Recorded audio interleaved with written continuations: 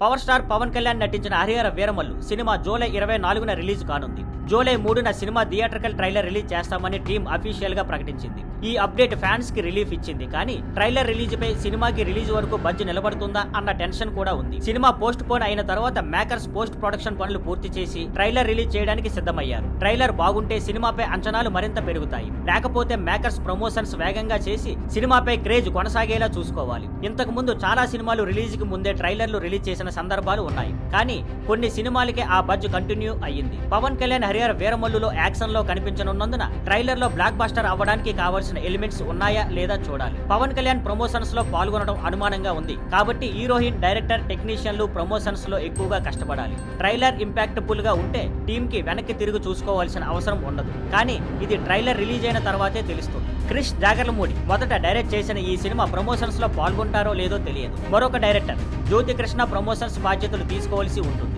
పవన్ సినిమాకి చాలా కాలం తర్వాత వస్తున్నందున ఫ్యాన్స్ ఈ సినిమా కోసం ఎగబడి చూస్తున్నారు. ఇప్పుడు పరిస్థితి పాజిటివ్ గానే ఉంది. కానీ ట్రైలర్ టైమింగ్ పై ఫ్యాన్స్ కి చిన్న టెన్షన్ ఉంది. బహుశా ట్రైలర్ తో పాటు మేకర్స్ మరికొన్ని ప్రమోషన్ ప్లాన్స్ కూడా ఉంచి ఉండవచ్చు.